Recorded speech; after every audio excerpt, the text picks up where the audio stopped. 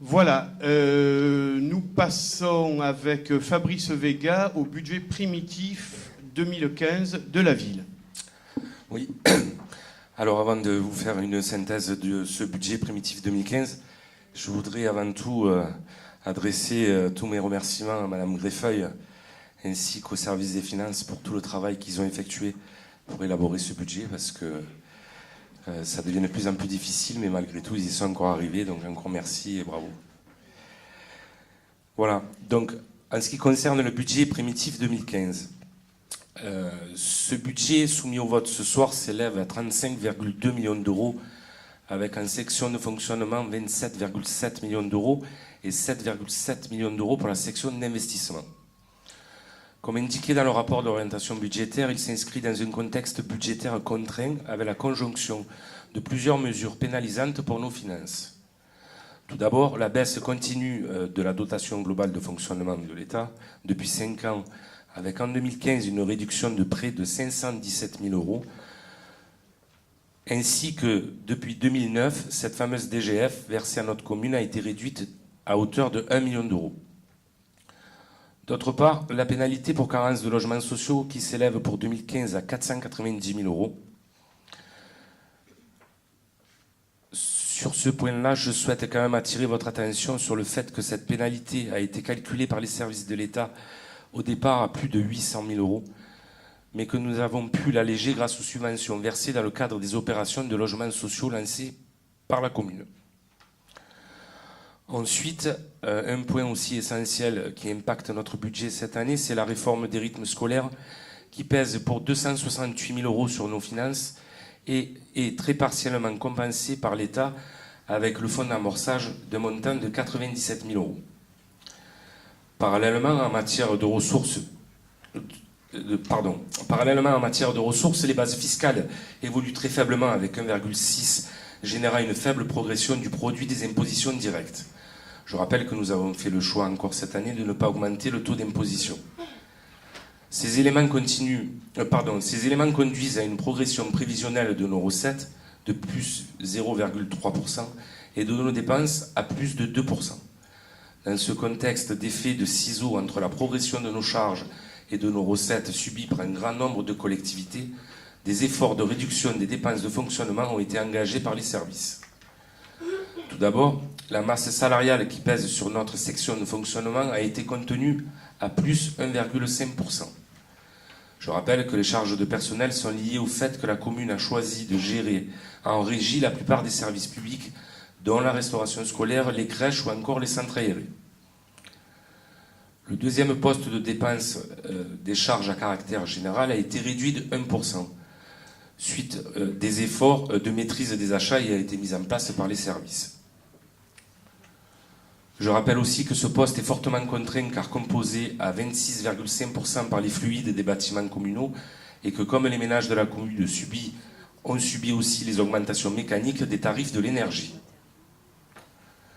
Pour ce qui concerne la section d'investissement, les dépenses s'élèvent à 7,5 millions d'euros et comprennent les projets qui, pour les plus importants, sont mentionnés dans le rapport qui vous a été communiqué. Je terminerai par vous dire que malgré un contexte budgétaire difficile, la ville continue d'investir de façon soutenue. En conclusion, donc, je vous soumets ce soir au vote le budget primitif 2015 de la ville d'Épinay-Mirabeau à hauteur de 35,2 millions d'euros. Je vous remercie.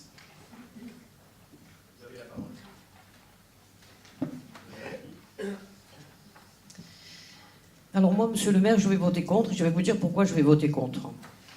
Parce que le budget d'investissement est inférieur à 4 fois le budget de fonctionnement. Donc on a 7 551 000 en investissement et on a 27 704 000 en fonctionnement. Donc 4 fois inférieur. En deux, j'avais une question sur les recettes d'investissement. Les subventions d'investissement, vous dites, les subventions d'investissement attendues s'élèvent à 2,4 millions. Or, durant le mois de mars dernier, dans cette même salle est venu donc monsieur Jean-Noël Guérini, ancien président du Conseil général, qui a signé devant nos yeux, un chèque de 12 millions sur 4 ans. N'est-ce pas, c'est vrai? 5 ans. Ah, c'est 5 ans. Je croyais que c'était 4 ans. Et vous dites que ça concerne, en fin de compte, ces subventions concernent, en fin de compte, la CPA et le département. On est d'accord. Et quand on regarde les 12 millions, bon, si on les divise par 5, disons par 4, ça fait 3 millions déjà pour le Conseil général, on va dire 2 millions Pourquoi, et demi. par 5, disons par 4, par 5? Oui, par 5, voilà. Oui, c'est pas pour me faire plaisir, c'est comme ça. Donc 2 millions 4 avec la CPA, avec les 12 millions du Conseil général. Aujourd'hui, le compte n'y est pas dans les investissements. 2 millions 4, le compte n'y est pas.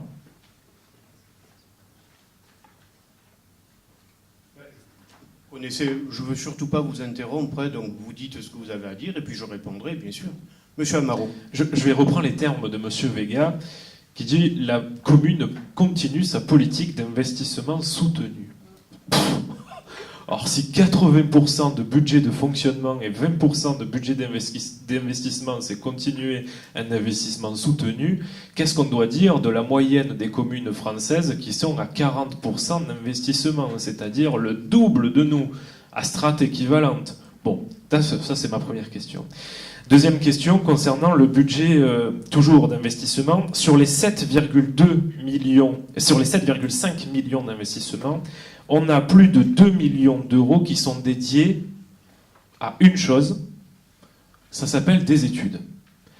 Alors, depuis des années, on a des dizaines et des dizaines de millions d'euros qui partent dans des études. Alors ce qui est fou, c'est que dans notre quotidien, les Pénois ne voient rien s'améliorer. Nous n'avons aucun retour sur ces études.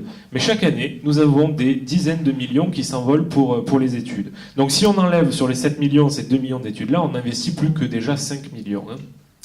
Concernant le budget de fonctionnement, on le redit à chaque fois, les peines Mirabeau souffrent d'un clientélisme concernant la masse salariale phénoménale. Nous avons sur la commune 60% du budget d'investissement qui est dédié à la masse salariale. Nous sommes 10 du budget de fonctionnement, pardon. Nous sommes 10 à 15 points au-dessus de la moyenne nationale.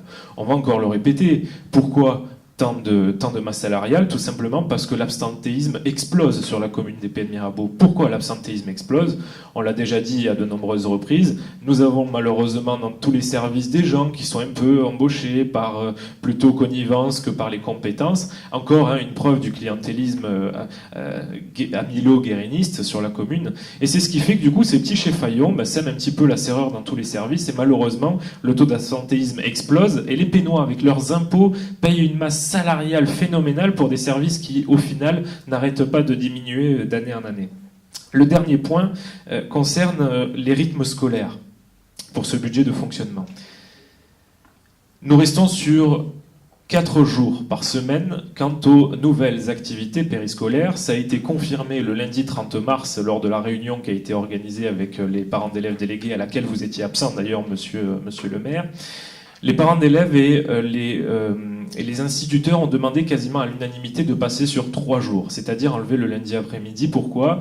Parce que dans les écoles des Bourroumettes et de la Gavotte, les parents d'élèves et les instituteurs ont remarqué que les enfants n'arrivaient pas à tenir toute la semaine, du mardi matin au vendredi soir. Ces parents d'élèves et ces instituteurs ont demandé à supprimer le lundi après-midi. Refus de la municipalité. Pourquoi ? Le chiffre a été donné par Madame Chavamel le lundi 30 mars. Ça aurait coûté un peu plus de 30 000 euros que de passer les nouvelles activités périscolaires de 4 à 3 jours. 30 000 euros. Et vous nous dites qu'il n'y a pas d'argent au Pays de Mirabeau. Pourtant, il me semble qu'on vient d'embaucher un deuxième directeur de cabinet. Un deuxième directeur de cabinet à qui l'on reverse des indemnités pour pallier à vos absences. Parce que c'est vrai qu'en étant maire, sénateur, vice-président de la CPA, président du conseil d'administration du centre de gestion des Bouches-du-Rhône, on ne peut pas être partout, c'est compréhensible. Donc, il ne s'agit pas là de ne pas avoir d'argent, mais plutôt de volonté politique. On préfère mettre 30 000 euros dans les indemnités d'un deuxième directeur de cabinet dont les Pénois et dont nous payons tous ensemble avec nos impôts, aussi bien sa retraite que ses indemnités. Tout est une question de volonté politique. Nous, on aurait fait le choix, en tout cas, d'investir cette somme-là dans l'intérêt de l'enfant et à savoir, du coup, transférer sur 3 jours les NAP. Dernier point concernant la rubrique d'investissement. Il est noté que Concernant la CPAM, le bâtiment va être racheté un petit peu plus de 702 000 euros pour pouvoir y faire des logements sociaux. Il s'agit de l'ancienne assurance maladie qui se trouve à la Gavotte, l'ancienne Sécu, pardon. Si vous annoncez un chiffre, puisque là vous annoncez que vous allez acheter pour revendre exactement 702 000 euros ce bâtiment-là pour faire des logements sociaux. Si vous annoncez un chiffre, c'est que vous êtes en négociation déjà depuis un petit moment. Ce qui m'inquiète, c'est que lorsque l'on s'est vu ici à l'hôtel de ville le 9 février dernier, vous avez annoncé à un habitant qui habite juste à côté que pour l'instant la commune était loin de savoir ce que la Sécu allait faire de ce bâtiment. Donc ce qui veut dire qu'en gros, entre le 9 février et le mois d'avril, il s'est passé 2 mois où il y a eu des négociations et un chiffre calculé pour l'achat et la revente. Encore une preuve de malhonnêteté de votre part, Monsieur Amiel, concernant ce dossier-là. Monsieur Fuson. Il y a plusieurs choses gravissimes et qui prouvent que la gestion des peines Mirabeau est catastrophique. Et nous arrivons presque à un point de non-retour où les marges de manœuvre sont quasi inexistantes. Tout d'abord, la chute de l'investissement, moins 30%. Nous ne sommes plus qu'à 21% du budget en investissement, le reste, 79%, passe dans le fonctionnement, un record en France. Les charges en personnel augmentent encore et passent à 64,80% de la section de fonctionnement, alors que la moyenne en France est de 30%, plus du double. Petite parenthèse, en janvier, lors d'une énième embauche au sein de votre cabinet, je vous avais donné ce chiffre de 30%. Vous l'aviez contesté, m'aviez dit que vous me répondriez par courrier. Courrier que j'attends encore, et pour cause, voici un document du ministère qui atteste ce chiffre. Voilà. Donc 275 000 euros de charges en personnel en plus. Un autre chiffre ahurissant, les frais de télécommunication, 155 163 euros. Les études, plus 42%, soit plus d'1 million d'euros. On peut se poser des questions de l'utilité de ces études, car si on prend l'exemple du plan des peines, cela fait 16 ans qu'il y a des études au sujet du tout à l'égout, sans que jamais aucun travaux ne soit fait. Sinon, c'est vrai, des économies sont réalisées au niveau de la culture et du savoir, moins 93% pour les achats de livres et de disques. En conclusion, avec un budget où la section de fonctionnement est aussi importante et les charges en personnel aussi pharaoniques, des mauvaises langues pourraient dire que vous faites du clientélisme. Mais comme vous n'en êtes pas, je ne me fais pas de soucis. D'autres interventions, Monsieur Baroni? Oui, moi je n'irai pas dans ces chapitres-là parce que c'est à y perdre son latin. Le logement social, enfin, c'est quelque chose. Il manque tellement. Ce sera court mon intervention. Il manque tellement de logement social au Pen Mirabeau que je ne vois même pas pourquoi on en parle. Et on voit des sommes astronomiques de pénalités qui nous sont imposées malgré les efforts qu'on fait depuis quelque temps. Mais je suis bien d'accord pour le regretter. Ça sera impossible de rattraper le retard dans lequel, depuis des décennies, on a été plongé. Mais les efforts sont incontestablement à faire dans ce domaine-là. Je ne suis pas surpris du contenu de l'orientation du budget parce que les gouvernements, celui-là, mais celui qui était précédemment et dans lequel vous participiez à ma droite, depuis un certain temps, ils affichent, mais ils le mettent en pratique, c'est ça qui est catastrophique. On veut contraindre les collectivités territoriales, tout le monde, quoi, à serrer la ceinture et à faire l'austérité, y compris sur leur territoire. Et on va leur resserrer les crédits, c'est ce qu'ils font. Mais c'est obligatoirement que ça se ressent. Et si j'étais maire de cette commune et que je vois mes crédits baisser, forcément que c'est dans l'investissement que je dis. Mais obligatoirement, c'est dans l'investissement. On ne va pas se séparer demain de la plupart du personnel, comme j'entends les dire à droite, tout le temps à ma droite. Là. Il y a trop de personnel. La commune, elle est très étendue. Moi, je pense qu'il n'y a pas trop de personnel, que les cantonniers, il en faudrait d'autres dans ma rue, il n'y en a jamais, et dans mon quartier non plus, ou pas souvent. Donc je ne pense pas que le problème soit dans le pléthore de personnel ou dans un chef de cabinet, parce qu'il faut un chef de cabinet, parce qu'on a une commune.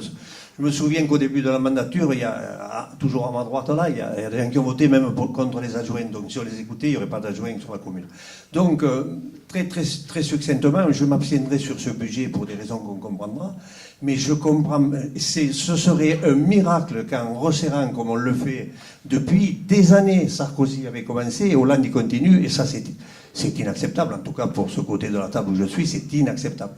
Et donc, forcément, on diminue l'investissement. Et on a vu des chefs d'entreprise, des travaux publics et compagnie dans la rue protester parce qu'obligatoirement, ils se rendent compte que si les collectivités, si les mairies font moins d'investissement, les conseils généraux font moins, et bien c'est eux qui travaillent moins. Et c'est là, d'ailleurs, toute l'erreur de ce gouvernement-là, de celui-là en particulier, de ne pas comprendre une fois pour toutes qu'il faut arrêter cette politique suicidaire, relancer vraiment le pouvoir d'achat des communes, arrêter de resserrer ces crédits sociaux et ces crédits d'aide au fonctionnement, puisque les mairies, qui ne peuvent pas mettre de budget en déficit, sont, je crois qu'elles font 75% d'investissement quand c'est en vitesse normale. Donc, je m'abstiendrai sur ce budget parce que, bon, je l'ai expliqué, mais je comprends qu'on fasse moins de choses, et c'est là qu'il faut lutter à la source du mal, et pas sur 3 logements à qui on va les attribuer. Je connais trop les difficultés de gens qui attendent des logements ici pour dire que, et on sait ma position, il faut en faire plus pour loger plus de gens qui en ont besoin. Merci.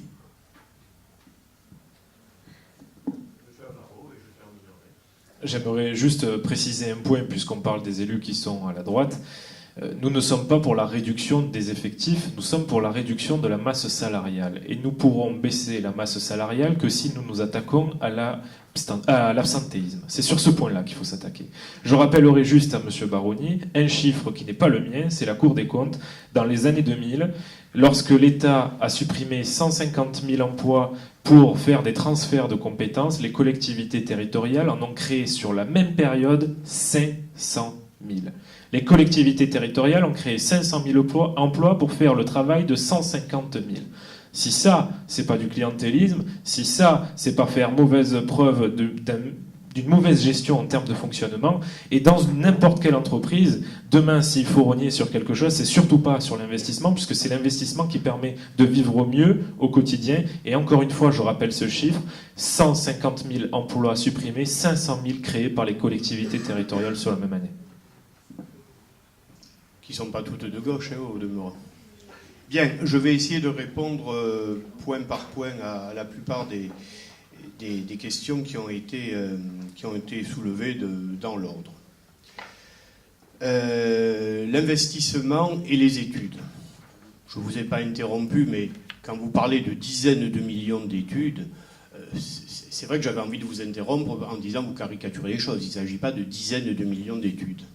Mais toujours est-il que les contraintes aujourd'hui, tant techniques que juridiques, font que, avant de lancer des projets d'ampleur, on est effectivement obligé de lancer des études, qu'elles soient juridiques, qu'elles soient techniques concernant la circulation, tiens, comme vous l'évoquiez tout à l'heure, que ce soit les bassins de rétention, que ce soit le risque d'incendie de forêt, bref, que cela couvre toutes les contraintes de plus importantes dans notre société, parce que c'est vrai, nous sommes de plus en plus dans une société de contraintes.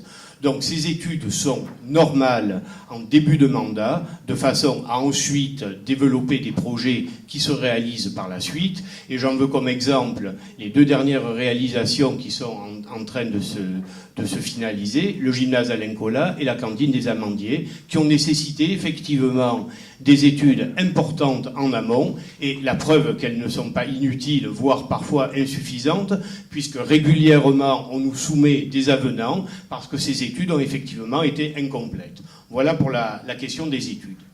Pour la question des investissements, je rappelle que ces études font partie, bien évidemment, de l'investissement, et que la suite en découle.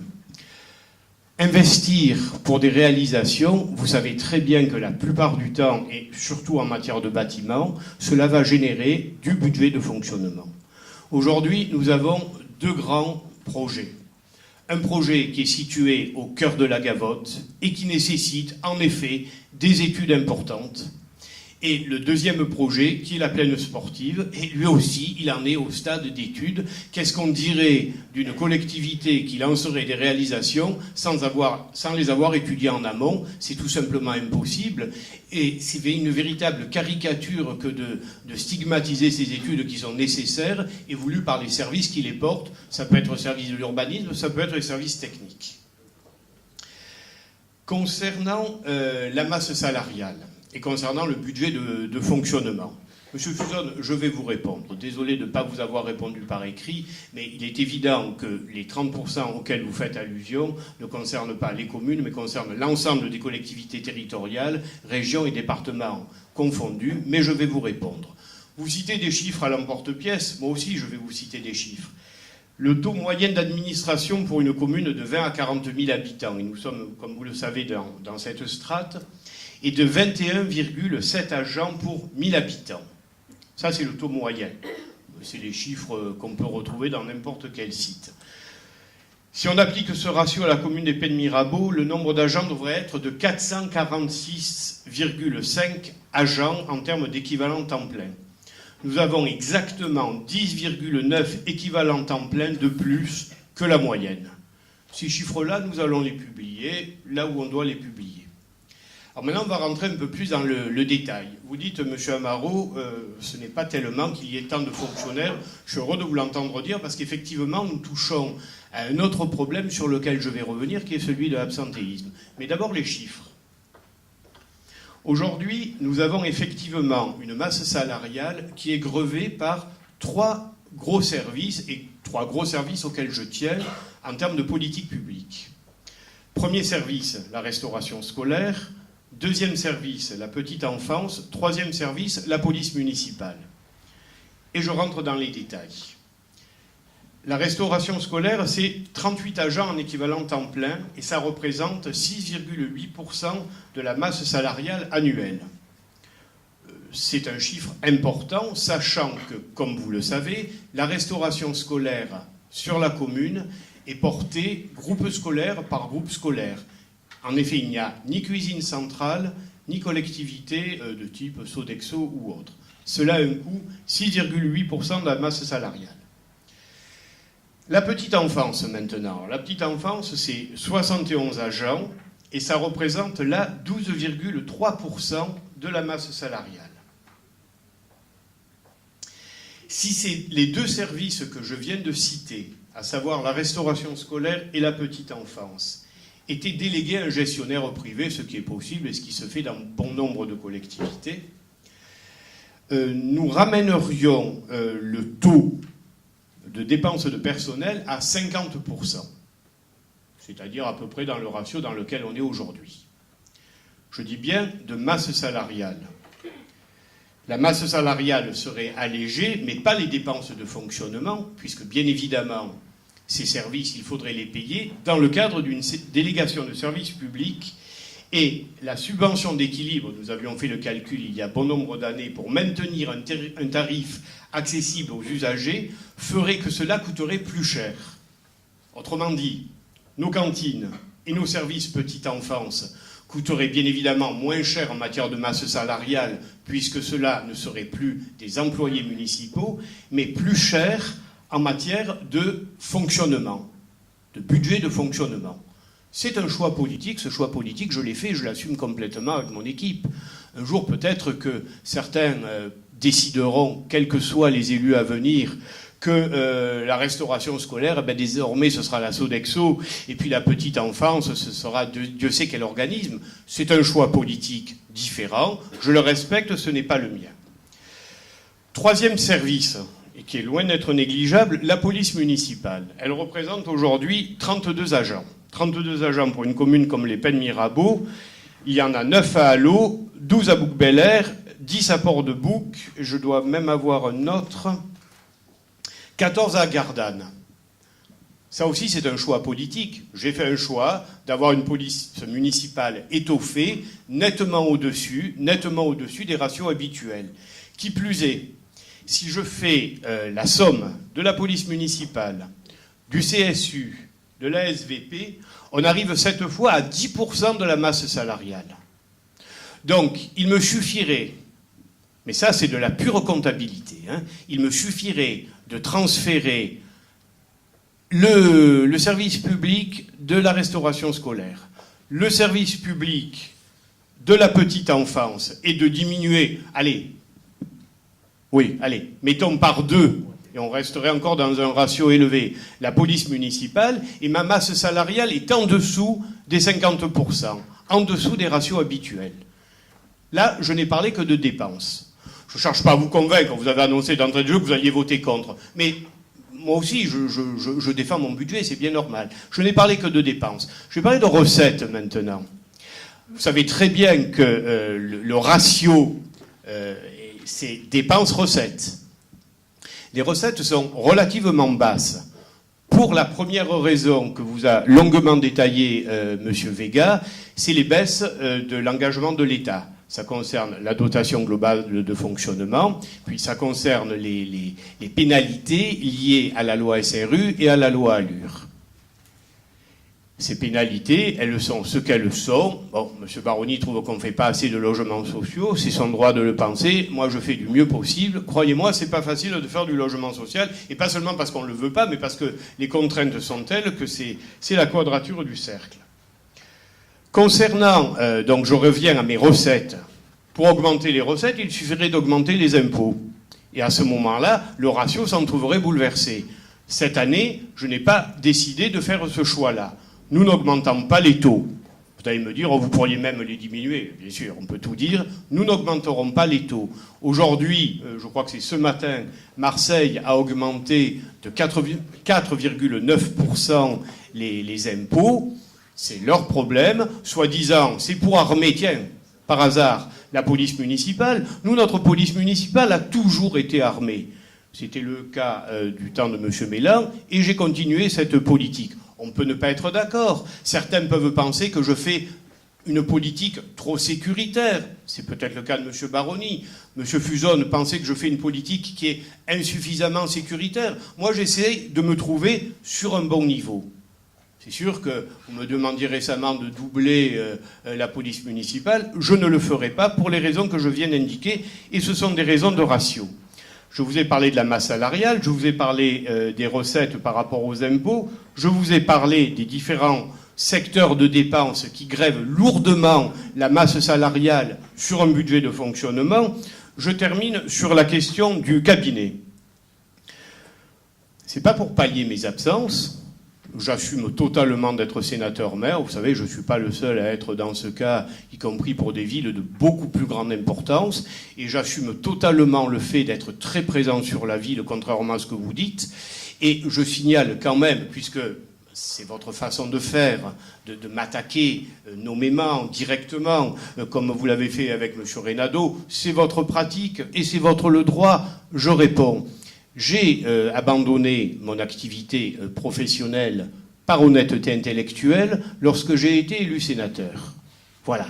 Cette activité professionnelle, j'ai 61 ans, comme vous le savez. J'aurais pu la continuer quelques années. Elle me rendait parfaitement heureux. Bon.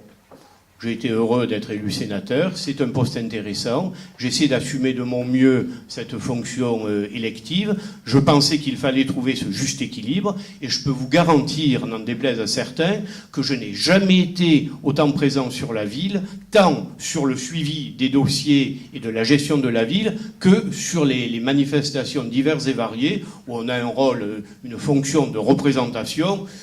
Tout le monde ne peut pas en dire autant.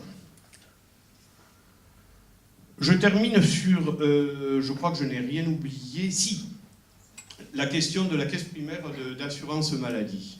On me parlait de malhonnêteté, mais qu'est-ce qui s'est passé? La caisse primaire d'assurance maladie, j'ai négocié rien du tout. J'ai simplement servi d'intermédiaire entre la branche foncière de la caisse primaire d'assurance maladie et la Logirem, qui est notre bailleur social. Ce sont ces gens de la CPAM qui ont mis de longs mois à réagir pour me dire finalement on ne peut pas vendre directement notre local à la Logirem. Enfin, pourquoi nous on veut faire du logement social, c'est situé en entrée de ville, ça se situe bien. Ils sont partis dans des explications un peu fumeuses qui disaient que cela se passait au niveau de la Caisse nationale d'assurance maladie, la CNAM. Bref, après les avoir rencontrés à 3 reprises en tout, on s'est entendu sur le fait qu'effectivement, nous ferions l'acquisition, et nous n'avons pas discuté les prix, nous ferions l'acquisition pour immédiatement le faire racheter pour la Logirem. C'est une opération qui est complètement ubuesque, si c'est ça que vous voulez me faire dire, j'en conviens parfaitement, mais c'était la seule façon d'obtenir que ce local soit racheté par la Logirem. Il fallait passer par la case mairie. C'est comme ça, j'y peux rien, c'était à prendre ou à laisser, j'ai pris. Donc quand vous parlez de malhonnêteté parce que en 2 mois les choses se sont débloquées, ben oui, en 2 mois les choses se sont débloquées parce que pour obtenir un rendez-vous avec ces messieurs, ça prend de longtemps. Je voudrais revenir à 2 éléments, le cabinet et l'absentéisme. Alors pour aller au plus vite, parce qu'après j'ai fait une digression, je voulais parler du cabinet. Une ville donc de plus de 20 000 habitants a droit à 2 collaborateurs de cabinet. 2 collaborateurs de cabinet, c'est 2 équivalents temps plein. Aujourd'hui, il y a peut-être quelque chose qui vous a échappé, c'est que les gens qui constituent mon cabinet, il n'y a pas de secret, il s'agit de M. Hernandez et de M. Muser, sont à temps partiel, et cela correspond à 1,2 équivalent temps plein. Allez, je vous le concède, un peu plus de 1. 1,2 équivalent temps plein. Sachez-le, et puisque vous êtes friand de chiffres, autant vous donner des chiffres qui sont vrais. Nous avions les 3 salaires cumulés en 2014 et les 3 salaires cumulés en 2015. Nous avons réalisé une économie de 22 000 euros. Concernant l'absentéisme maintenant, alors là c'est un point sur lequel je vous rejoins tout à fait. Vous avez l'air de dire que l'absentéisme en mairie relève d'une politique de clientélisme. Là, j'avoue que je ne comprends pas très bien. D'autant que, puisque vous avez l'habitude d'attaquer les gens nommément, j'ai quand même un agent qui s'est arrêté plus de 2 ans de travailler pour un état dépressif. Moi, je respecte l'état dépressif. Et c'est quelqu'un dont un membre de la famille vous a rejoint sur votre liste. Alors, je veux bien que cet état dépressif était justifié. Il était probablement. Enfin, je veux dire, si les gens qui relèvent de cette logique venaient soi-disant participer de mon équipe municipale, permettez-moi de vous dire que là, c'est le parfait contre-exemple. J'aime pas citer les gens de façon nominative. D'ailleurs, je ne l'ai pas fait. Contrairement à vous, je préfère pas le faire. C'est désagréable. Ça crée un climat de suspicion. C'est tout simplement grossier. Mais vous le faites, je ne réponds pas de la même manière. Il y a des gens qui s'arrêtent pour de bonnes raisons. Il y a des gens qui s'arrêtent pour de moins bonnes raisons. Mais ce n'est pas à moi d'en juger. Et tout en étant médecin, je n'ai jamais, ni en conseil municipal, ni parmi mes élus, ni avec mes services, et encore bien moins dans les instances paritaires, porter des jugements sur l'absentéisme. Il n'en demeure pas moins que cet absentéisme est élevé. Et que parmi, justement, les pistes d'économie que nous avons commencé à mettre en œuvre, elles vont dans 2 sens. Premièrement, effectivement, il y a des gens qui partent à la retraite et que nous ne remplaçons pas quand cela est possible. Ça ne me fait pas plaisir, mais c'est vrai, j'assume cette décision. Je dis bien quand cela est possible. Deuxièmement, il y a un certain nombre de pistes pour diminuer l'absentéisme. Alors, comme je vous l'ai dit, M. Amaro, je ne porte pas de jugement sur les bonnes ou les mauvaises raisons de s'arrêter de travailler de la part d'un agent. Là aussi, il y a des ratios, c'est vrai. Là aussi, je vous rejoins sur le fait que ces ratios sont importants pour une commune comme les Pennes-Mirabeau. Comme je n'ai pas l'impression qu'au sommet de la mairie, ni au niveau des directeurs, ni au niveau des cadres intermédiaires, nous avons des tyrans ou des bourreaux, effectivement, je m'interroge. Alors, comme cette interrogation ne peut pas déboucher sur la stigmatisation des gens qui, disons-le, s'arrêtent beaucoup, j'ai, avec la direction générale et avec la direction des ressources humaines, pris la décision d'un certain nombre de pistes pour réduire cet absentéisme. Je ne vous en parlerai pas ce soir, puisque, comme vous le savez, cela passe par une procédure liée effectivement aux commissions paritaires, et là, en l'occurrence, au comité technique paritaire. Mais effectivement, il va falloir arriver à réduire cet absentéisme. Et c'est quelque chose que je ne sais pas si je vais y parvenir, parce qu'il est difficile. Là, c'est pareil, je ne vais pas stigmatiser les médecins qui font des arrêts de travail. Alors, vous pourriez peut-être vous intéresser à mes propres chiffres de lorsque j'étais médecin généraliste. Je vous rassure tout de suite, mes chiffres étaient excellents. J'avais un nombre d'arrêts de travail qui était extrêmement bas. Du reste, si je voulais un peu ironiser en me disant, je n'avais pas beaucoup d'agents municipaux parmi mes patients. Voilà. Voilà, mais c'est une façon d'ironiser sur ces choses-là. Il faudra peut-être se poser aussi une question qui relève de la responsabilité individuelle. Est-ce qu'une collectivité, est-ce que la force publique doit assumer totalement les aléas? C'est la question que je vais me poser. Vous voulez qu'on rentre un peu dans le détail? Je vais m'expliquer. Dans un salaire, il y a le salaire de base et il y a le régime indemnitaire. Et puis il y a la prime, la fameuse prime de fin d'année.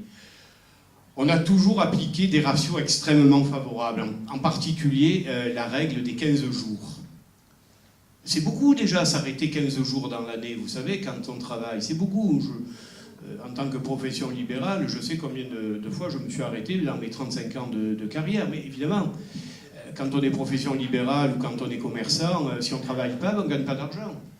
Voilà, il y a un statut, du fonctionnaire ou il y a un statut du salarié dans certaines boîtes qui font que lorsqu'on s'arrête, ben, c'est pas pareil.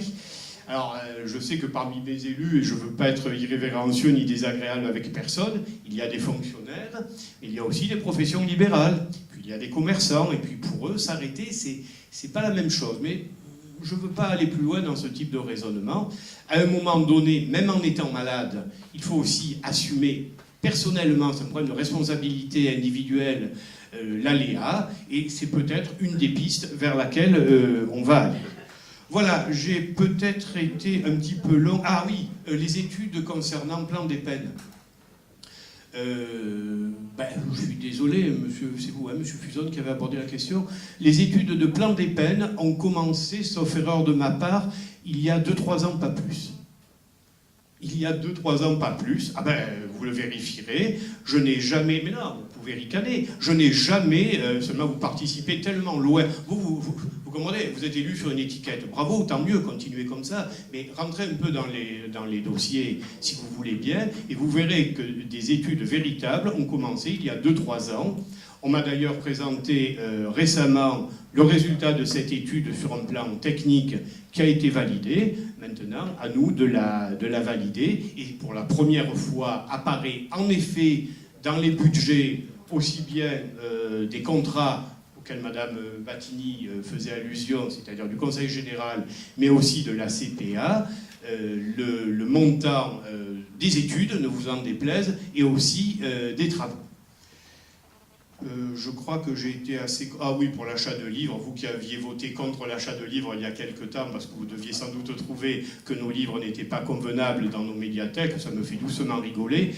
Simplement, les achats de livres, nous avons profité de l'opportunité que ces livres puissent être achetés sur du budget d'investissement, c'est ça, alors que d'habitude, ils étaient sur des budgets de fonctionnement, c'est simplement une écriture comptable.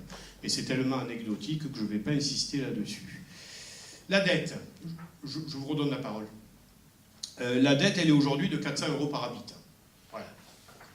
C'est parfaitement votre droit, les uns comme les autres, de dire « Oh là là, il ne faut pas s'endetter ». Mais ce n'est pas vrai.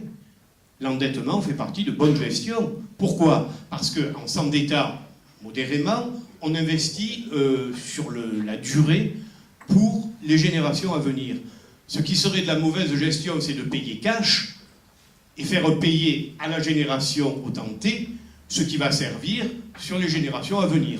Donc ça, je pense que n'importe quel gestionnaire digne de ce nom vous le dira. Maintenant, je ne vais pas critiquer les communes qui, par affichage politique ou par fruit de l'histoire, parce que certaines communes en ont tellement bavé, passez-moi l'expression triviale, avec un endettement extrêmement délétère, qu'elles ont, par réaction, décidé de supprimer totalement la dette. Mais une commune, comme un ménage d'ailleurs, modérément endetté, c'est de la bonne gestion. Je crois avoir été à peu près complet. Bon, les taux, je vous en ai parlé par rapport au ratio. M. Amaro, encore un mot?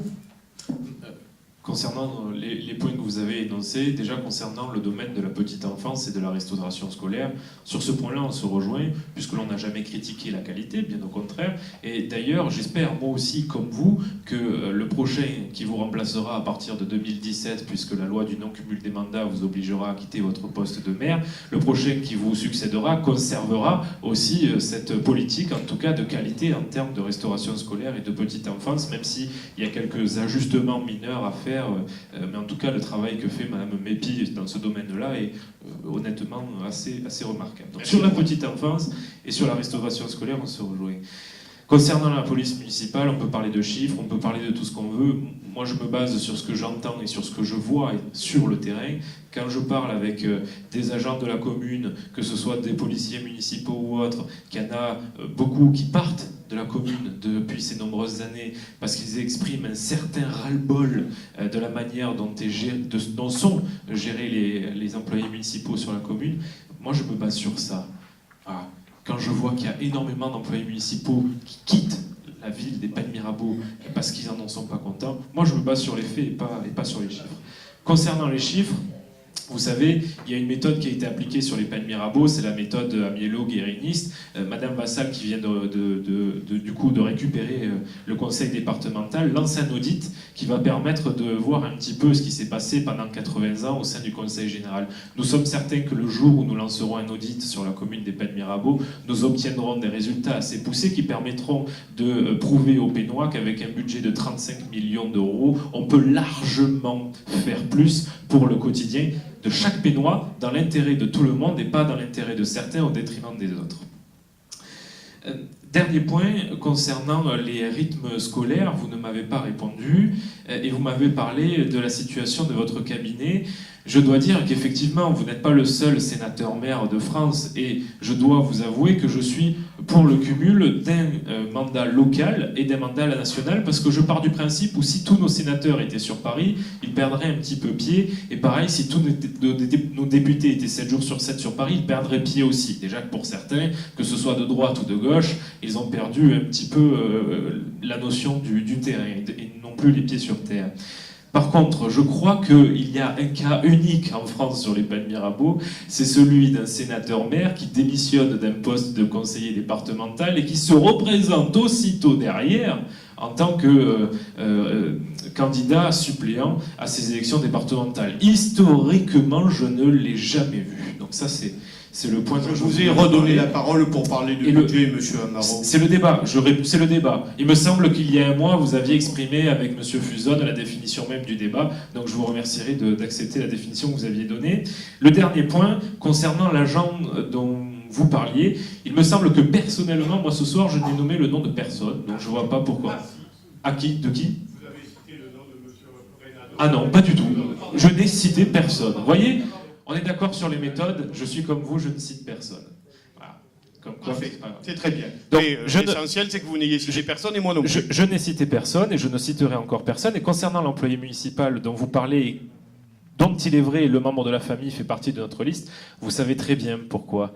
Malheureusement, il s'est mis en arrêt maladie pendant 2 ans, vous le savez. Malheureusement, ce n'est pas le seul à avoir été victime de ça. Vous savez, tout à l'heure, quand je parlais de Cheffaillon, il y a certains Cheffaillons qui se permettent d'utiliser non pas la force morale ou psychologique, mais certaines fois la force physique pour s'opposer à certains agents municipaux. Et malheureusement, certains qui osent ne pas répondre par les mêmes méthodes, puisque ce sont des méthodes dignes d'animaux, que d'utiliser la méthode physique, vous voyez, ces employés qui ne répondent pas par les coups auprès des Cheffaillons préfèrent se mettre en arrêt maladie pendant 2 ans. Voilà les raisons pour lesquelles cette personne-là, malheureusement, a dû s'absenter pendant 2 ans et a repris le travail avec toute la volonté qu'elle avait.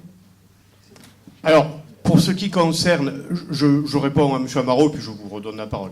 Pour ce qui concerne les très nombreux employés municipaux qui quittent la commune, écoutez, vous m'en ferez la liste exhaustive parce que j'ai presque envie d'ironiser pour la part de certains, je dirais presque c'est pas assez. Parce que des gens qui s'arrêtent aussi longtemps et puis qui reprennent la même collectivité, ça ne me gêne pas du tout s'ils trouvent ailleurs. Alors vraiment pas du tout. Alors là, je vous réponds du tac au tac.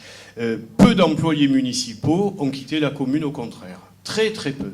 Très très peu. Mais vous m'en ferez la liste exhaustive. Moi en tout cas, je l'ai.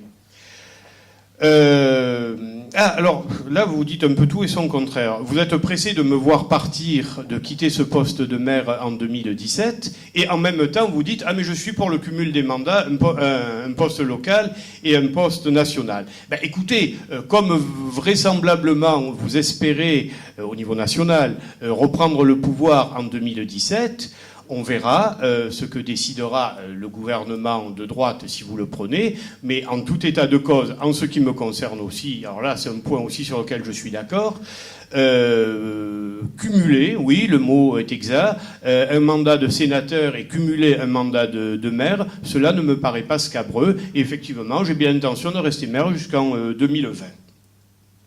Concernant l'audit prévu par Madame Vassal, si elle fait un audit sur les 80 dernières années, comme vous l'avez dit, il va y avoir du travail. Alors là, pour le coup, l'étude, c'est autre que 80 ans d'audit.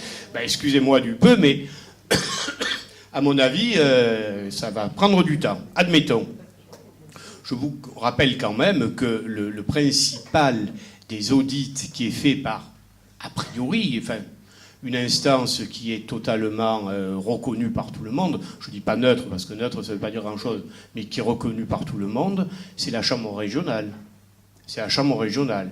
Et que je sache, les conclusions de la Chambre régionale concernant la gestion du Conseil général ont toujours été favorables. Je vous invite à les regarder si vous le souhaitez ou à en regarder la synthèse. Moi, je sais que personnellement, au Conseil général, en tant que vice-président, j'ai participé d'un de ces audits qui concernait précisément la protection de l'enfance, qui est quand même, je rappelle, un budget que je gérais de mémoire de 180 millions d'euros, et nous avons eu totalement quitus sur ce sujet. Donc, si Madame Vassal fait un audit, mais c'est son droit le plus absolu, si elle trouve des choses particulièrement scabreuses à travers cet audit-là, ben, ce sera tout à fait son droit, voire son devoir, que de les condamner. Mais si elle remonte à 80 ans, effectivement, ça va être du travail. Qu'est-ce que vous m'avez dit encore ? Oui, vous revenez sur le fait de dire on fait plus avec la même chose. Mais vous savez, on est, pour employer une expression un peu galvaudée en politique, on est dans l'incantation. Vous êtes dans l'opposition, c'est tout ce qu'il y a de plus normal. Mais faites-la constructivement, cette opposition. Vous dites on va faire plus avec les mêmes moyens. Dans le même temps, vous me dites vous-même, lorsque vous n'y serez plus, je ne suis pas encore mort, je suis plutôt en bonne santé et je ne suis pas encore en fin de mandat. J'espère que le suivant, vous avez présumé de personne, de l'opposition, de la majorité, fera pareil en termes de restauration scolaire, fera pareil en termes de petite enfance. Je pense que la police municipale, vous ne voulez pas qu'il fasse moins, enfin, vu l'intervention que vous avez faite il y a... Donc s'il fait pareil à peu près sur tout, ben, il va être condamné, le pauvre, que ce soit à droite, à gauche ou au Front National d'ailleurs, à faire des économies sur l'absentéisme. Ben, vous savez, sur l'absentéisme, mis à part le fait que je pense, sincèrement, et ça n'engage que moi, que des agents pourraient faire quelques efforts en matière d'absentéisme. Et je vais essayer d'y mettre, non pas fin, hein, il ne faut pas rêver, mais de diminuer cet absentéisme. Non pas en faisant la chasse à qui que ce soit, mais en disant, bon, ben, à un moment donné, sur la part que l'on peut toucher, ben, on gagne moins quand on est absent, sur la part que l'on peut toucher. La loi le permet, c'est aussi simple que ça. Moi, je suis désolé, il y a des règles, on essaie de les appliquer. Vous savez, 1% d'absentéisme de moins, c'est 1% de masse salariale de moins. Vous avez entendu ce chiffre ? Ce n'est pas la première fois que je le cite. 1% d'absentéisme de moins, c'est 1% de masse salariale de moins. Je suis désolé, oui, je le dis, et je le dis publiquement, c'est une instance publique, un conseil municipal. Je pense que l'absentéisme est une véritable plaie, et en particulier pour la commune des Pennes-Mirabeau, et je vais, en toute concertation, dans le cadre de débats avec au CTP, au comité technique paritaire, avec les syndicats qui représentent les travailleurs, enfin qui représentent les salariés de la commune, essayer de m'attaquer à cela. Alors après, on parlera des conditions de travail. Concernant la brutalité dont on pu faire parfois, parce qu'il n'y a pas que la brutalité physique, hein, il peut y avoir aussi la brutalité verbale, elle a toujours été sanctionnée. Elle a toujours été sanctionnée. Après, on peut se demander, est-ce que effectivement un geste brusque vaut 2 ans et demi d'arrêt de travail? Je pose la question. Alors, si les agressions verbales étaient toujours punies, quel est-il advenu lorsque nous nous sommes fait agresser ici à l'hôtel de ville, lorsque nous sommes venus le 30 mars dernier à la réunion dédiée aux parents d'élèves délégués, où les 2 conseillers municipaux nous ont agressés verbalement, en nous disant qu'il fallait absolument que nous quittions l'hôtel de ville, que pour qui nous nous prenions pour rentrer dans l'hôtel de ville. Nous sommes conseillers municipaux c'est pas comme pour tout le rentrer monde. dans l'hôtel de ville. Bien je sûr. ne défends pas mes conseillers. Vous venez à des réunions auxquelles vous n'avez pas grand-chose à faire. Excusez-moi, je viens de travailler dans le cadre de mes fonctions de conseiller il y a municipal. des instances auxquelles on est invité et auxquelles on vient. Et lorsqu'il y a une réunion publique, tout le monde, comme son nom l'indique, peut venir.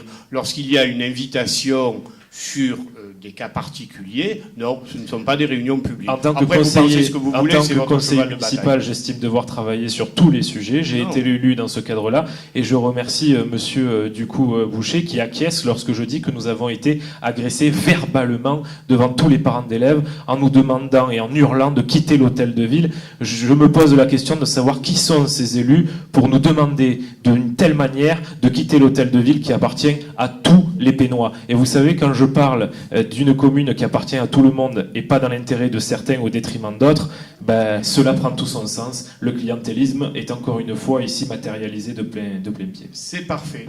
Alors, nous allons mettre ce budget... Oui, monsieur Fuson. Au sujet des livres, on n'avait pas voté contre, on s'était abstenu parce que vous n'étiez pas en mesure de nous dire quelle sorte de livre vous vouliez acheter. C'est vrai, j'ai nommé monsieur Reynaldo, j'ai nommé monsieur Farsi, mais je pense que c'est un peu normal de les nommer. Quand on fait de la politique, on est quelqu'un de public, donc il n'y a aucun mal à les nommer, comme moi, on m'a nommé déjà. Une chose, j'aimerais bien revenir sur la police municipale, parce que vous aimez bien comparer les villes de même strate. Alors une ville de même strate, pour vous, c'est les Pennes Mirabeau, c'est pareil qu'une ville de Lozère ou une ville du Cantal. C'est une ville de 20 000 habitants, point. Mais que les Pennes Mirabeau touchent les quartiers nord de Marseille et quand le Premier ministre J'ai pris arrive... le même strate du département. Hein. Excusez-moi, mais que je sache, sauf erreur de ma part, je ne suis pas très fort en géographie, mais Gardanne, Allo, Bouc-Bel-Air et Port-de-Bouc ne sont pas en Lozère. Sauf erreur de ma part. Hein. Oui, mais excusez-moi, mais Non, Allo, c'est pas une ville de même strate. Ah bon? Combien il y a d'habitants à Allo? Il y en a 16 000. Non, il y a 20 000 habitants comme nous. Allo, il y a 20 000 habitants comme nous. Mais ne chicanons pas. Ne chicanons pas. C'est pas grave. C'est pas grave, mais vous jetez le doute. Allo, il y a 20 000 habitants. J'en sais quelque chose. Ça faisait partie de la 10e circo, je la connais. Oui, il y a 20 000 habitants. Et de toute façon, de 16 000 à 20 000, vous conviendrez qu'il n'y a pas une énorme différence. Mais il y avait 1000 habitants. Il y avait même au dernier recensement, enfin l'avant-dernier recensement, un petit peu plus qu'au Pennes Mirabeau. Peu importe. Bon, et si par exemple on prend Gardanne, il y a la gendarmerie à Gardanne. Il y a une gendarmerie, il tourne la nuit, il tourne régulièrement. Attendez, on parle de quoi là? On parle de Vous police nous dites, municipale. oui, la police municipale, mais justement, vous Ben, dites nous, qu'il y a on moins a d'effectifs à Gardanne, mais à Gardanne, il y a une On a un gendarmerie. commissariat à Vitrolles, un commissariat de secteur au Pennes Mirabeau. Oui, qui ferme à 18h. Et Ah à oui, partir mais de attendez, 18h, il n'y a vous plus qu'une adressez seule à l'État, patrouille. là. Il n'y a Allez, plus vous qu'une seule adressez à patrouille. l'État. À partir de 18h, il n'y a plus qu'une Non, seule mais patrouille. écoutez, je vous parle de police municipale Oui, et il y a- vous amenez le débat sur le Cantal et la Lozère. Moi, je vous parle des Bouches-du-Rhône et Non, de non, villes non. à peu près équivalentes. Mais Non, allez-y, non, non, continuez. je vous dis que s'il y a moins de policiers municipaux à Gardanne, c'est parce qu'il y a une gendarmerie. Non, Voilà, c'est si, parce si, que mais Gardanne si, est une ville si, communiste parce qu'il y a une et qu'ils n'aiment gendarmerie. pas le sécuritaire. Parce qu'il y Mais a c'est une leur droit. gendarmerie. Il y a une C'est leur gendarmerie. droit. Et ils tournent la nuit, bon, enfin bref. À partir de 18h, au Pennes Mirabeau, il n'y a plus qu'une patrouille de police municipale. S'il y a 2 délits, on fait comment? Vous les avez équipés d'une pièce, ils tirent à pile ou face? Putain, c'est n'importe quoi. Mais non, c'est pas n'importe quoi. Ah, mon pauvre. Ça fait peur. Hein. Bon, bref. Ben non, vous D'autres n'avez rien à remarques du répondre. même genre. Vous n'avez rien à là- répondre. S'il y a 2 délits qui se passent après 18 heures au Pen Mirabeau, Ah, comment ouais, on fait? C'est sûr que s'il y a 2 délits qui se passent au Avec même une seule moment, patrouille. alors premièrement, Ce qui vous peut arriver, vous vous conviendrez que ça devriez peut arriver. savoir que les délits relèvent de la police nationale, de la police d'État, et que la police municipale leur sert souvent de supplétif, mais que après vous me diriez s'il y a 2 patrouilles et s'il y a 3 délits, et ainsi de suite. Non, allez, arrêtons. Allez, on arrête. Vous avez d'autres remarques à faire de ce même acabit? Si tel n'est pas le cas, on va peut-être passer au vote. Alors, pour ce budget, qui vote contre? 5 contre. Qui s'abstient? Monsieur Baroni. Tout le monde vote pour. C'est adopté. Alors, nous devons maintenant voter de la même manière. Ah, pardon.